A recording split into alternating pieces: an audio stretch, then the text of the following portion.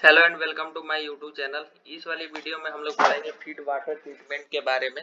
तो इस YouTube video के अंत तक मेरे साथ बने रहिए। सबसे पहले हम लोग बात करते हैं डिफरेंट टाइप की इम्प्योरिटीज जो पाई जाती है पानी में। जो भी फीड वाटर होता है उसमें कौन कौन सी इम्प्योरिटीज अवेलेबल होती है। तो जो भी इम्प्योरिटीज अवेलेबल होती हैं वो बेसिकली अनडिजॉल्व्ड फॉर्म में या डिजॉल्व फॉर्म में अवेलेबल हो सकती हैं। तो हम लोग देखते हैं कि अनडिजॉल्व्ड या सस्पेंडेड मटेरियल्स जो अवेलेबल होती हैं वो कौन कौन सी होती हैं। पहली है टर्बिडिटी एंड सेंडिमेंट्स।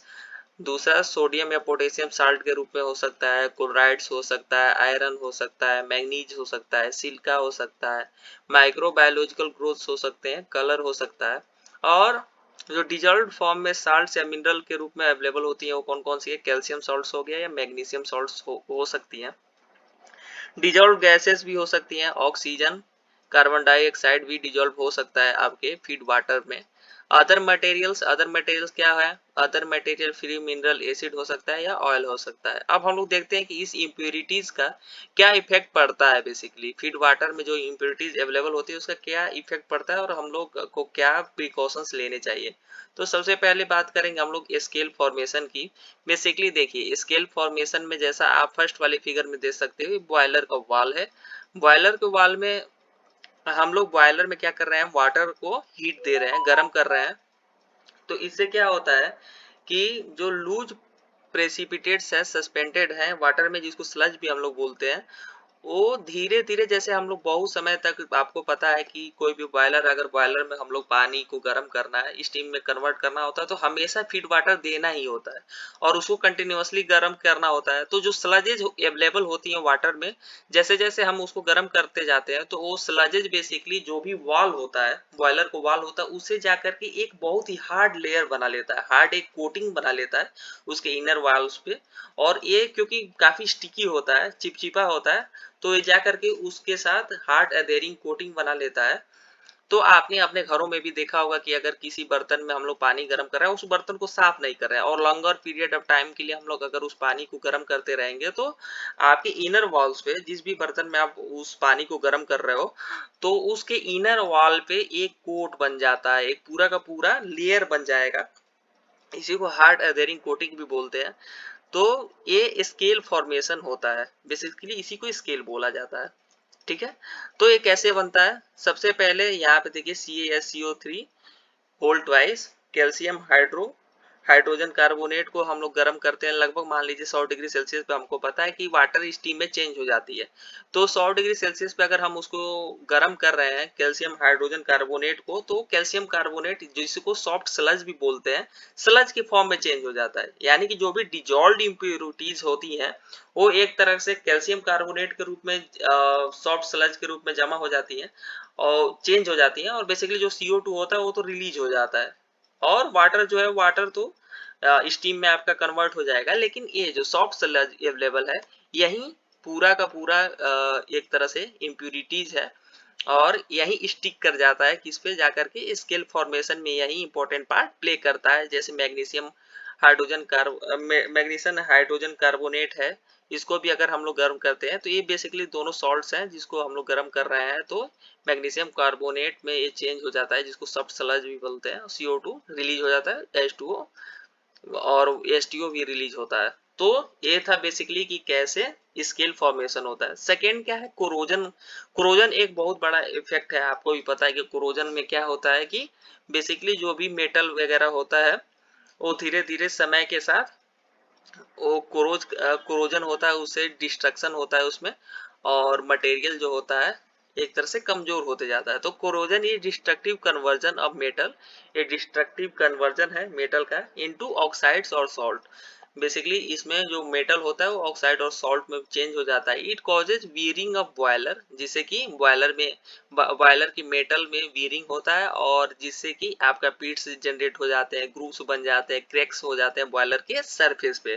ठीक है। कोरोजन जो है वो बेसिकली जो इनर सरफेस है बॉयलर के ट्यूब्स का, उसमें होता है। और क्यों होता है, क्योंकि हमको पता है कि वाटर में डिजॉल्व ऑक्सीजन, डिजॉल्व O2 जो है फीड वाटर में अवेलेबल होता है। ठीक है। अब देखिए carbon dioxide is next to oxygen which is responsible for corrosion.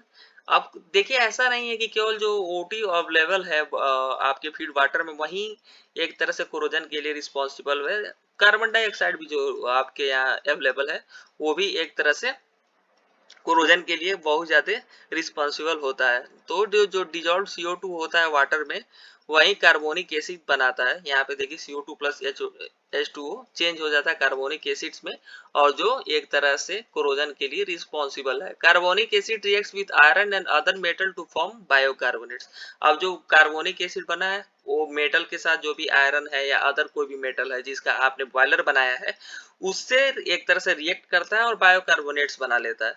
ठीक है, तो जिससे क्या होता है they are decompose by heat and CO2 is again liberated. CO2 again form carbon carbonic acid.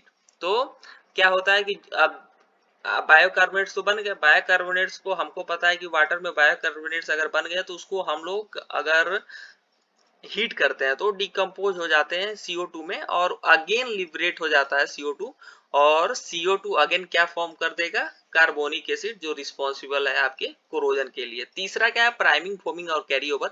ये काफी इंपॉर्टेंट है, मैं इसका एक अलग से भी वीडियो बनाऊंगा आपके लिए।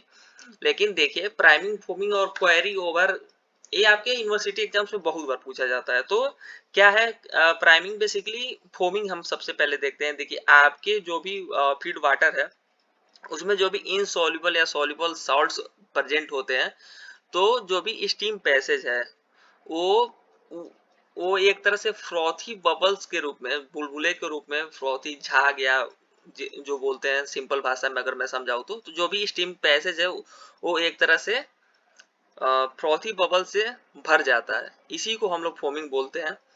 और दूसरा foaming can be reduce by adding caster oil. कैसे कम करते हैं इसको, या तो हम लोग उसमें एंटी फोमिंग एजेंट्स जैसे कि आपका सोडियम एल्यूमिनेट हो गया उसको ऐड करके हम लोग कम कर सकते हैं, या तो हम उसमें कास्टर ऑयल मिला दे तो फोमिंग कम हो जाता है। During rapid steam production some water droplets are also carried along with the steam as it leaves the boiler. This wet steam formation is called priming. Basic priming क्या होता है, हमको पता है कि स्टीम प्रोडक्शन काफी रैपिड प्रोसेस होता है।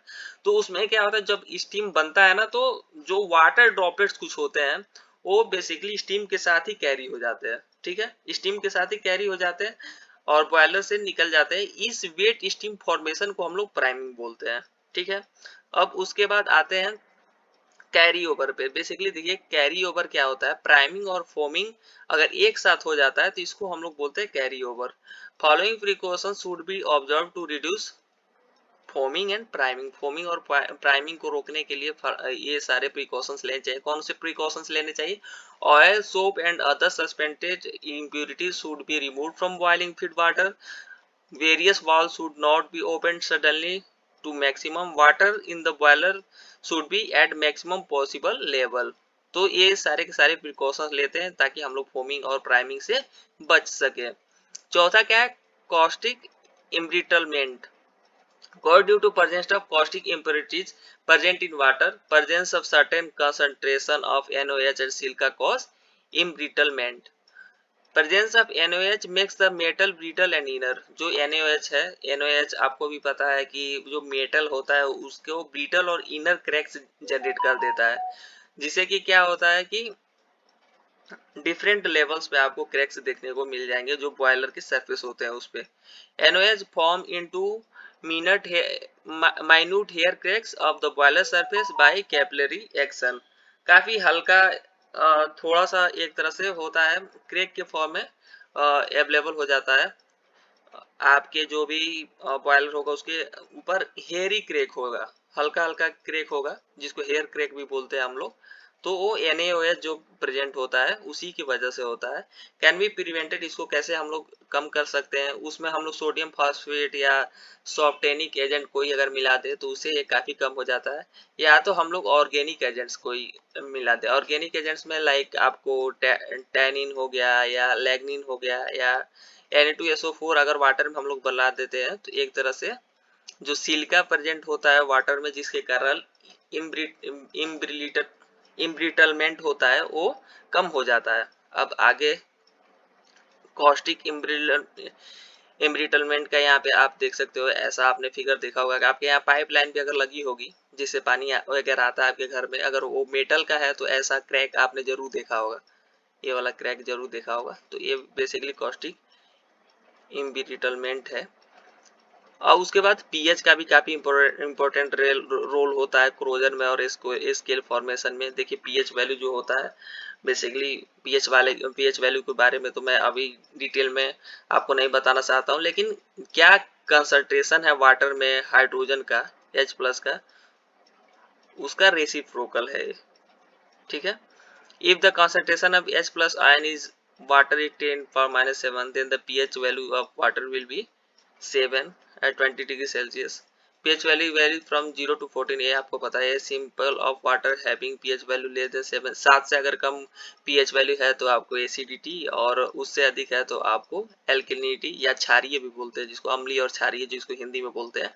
As the pH is logarithmic function, solution should pH value of 6, 5 and 4 are respectively 10, 100 and 1000 times more acidic than the solution having pH value of 7। अगर 7 वैल्यू है किसी का pH वैल्यू, तो अगर 6, 5, 4 है तो लगभग 10 गुना, 100 गुना और 1000 गुना मोर एसिडिक सॉल्यूशंस होते हैं इन कंपैरिजन टू उस वाटर के जिसका pH वैल्यू 7 है। तो एक तरह से इसका काफी ज्यादा कोरोजन में इंपॉर्टेंट रोल होता है। क्या होता है रोल, वो देखते हैं आगे।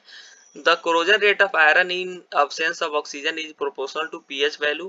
At lower pH value, iron will be more soluble. The oxygen in the water unites with ferrous hydroxide to form ferric hydroxide.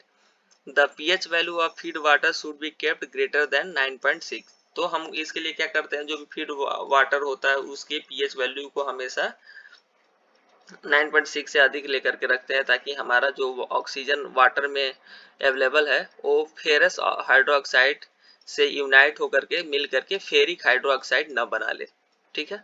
उसके बाद corrosion rate increase due to presence of dissolve O2 and CO2, जैसा मैंने आपको पहले भी बताया।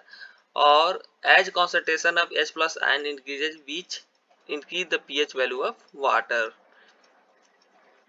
अब internal water treatment system कैसे करते हैं हम लोग अगले वाले वीडियो में पढ़ेंगे। तब तक के लिए बहुत बहुत धन्यवाद वीडियो देखने के लिए।